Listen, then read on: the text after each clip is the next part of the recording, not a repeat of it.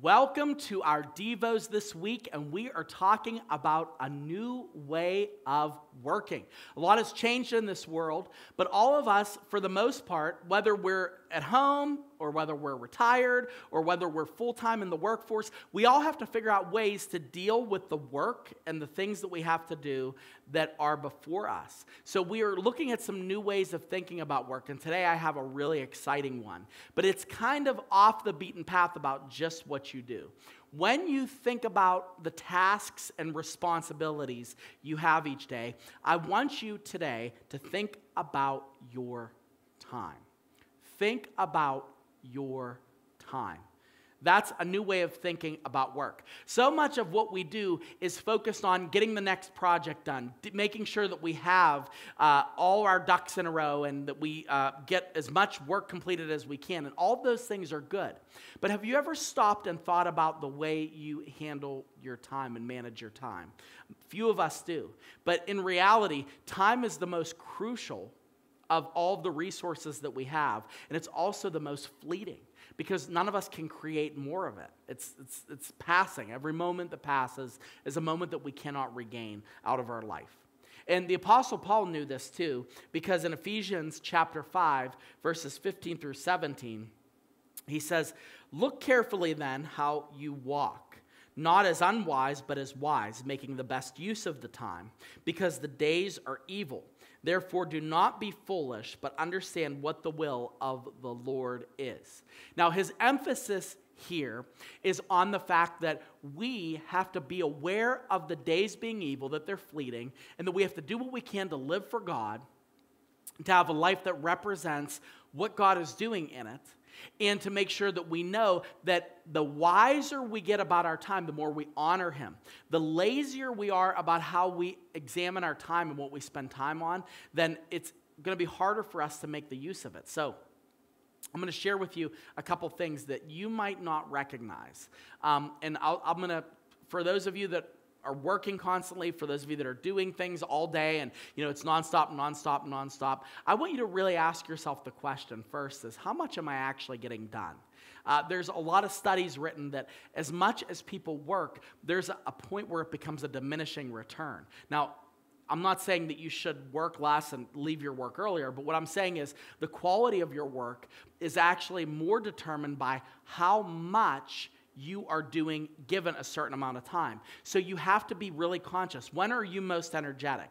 Like for some of you, you're a morning bird. Like you're one of those people that wake up as soon as the sun is up and you're ready to solve all of life's problems before the sun is even fully shining. Like you are ready to tackle the day, okay?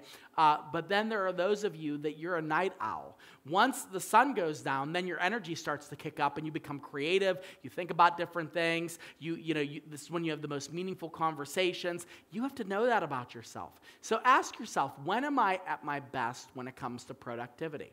A second thing that I want to introduce you to is something that is used in a lot of different areas. It's called the Pomodoro Technique. The Pomodoro Technique. Okay, and what the Pomodoro Technique is devoting a chunk of time to a particular task. Let me explain. 20 minutes is a normal, good amount of time that you can deeply focus on a certain task. So what you do is you set your timer for 20 minutes, you remove all other tasks, silence your phone, take notifications away, and you focus for 20 minutes of that hour on that task, okay? Now you're like, well, what if your task is longer than 20 minutes? I thought you'd ask that. Well, at the end of the 20 minutes, you stop, kind of give yourself a 5-minute reset, maybe respond to some messages, respond to some, things that came in that 20-minute time, because a lot of you have a high, stress life. And then at the end of that 5-minute time, you start yourself on another 20-minute focus. You can do this in shorter time spans. If you're like, 20 minutes is hard to just focus on doing one thing, well, try 15. But whatever you do, focus on just one thing for a period of time. There was research in the 80s and 90s that said that multitaskers are the best because, you could do a bunch of different things. But new modern neurological research says the mind is really incapable of multitasking. In fact, you can have multiple things going on, sure, but really you can only focus on one thing at a time. If you're trying to answer a conversation via text while you're also trying to run a meeting, what is the conversation going to be like on either side, right? You're going to be distracted, you're going to be moving. If you're trying to write something or finish a proposal to a contractor, that you're trying to get out there and you have to get this bid out, okay? What's going to suffer if you're doing that while you're also watching a movie, while you're also scrolling social media? It's not going to work. So what you want to do is you want to spend amounts of time doing the thing that you need to do and put it on as a task. This is a great way to make use of your time. And then the last thing I'm going to say, and this one might hit some of you where it hurts. Have you ever tracked your time?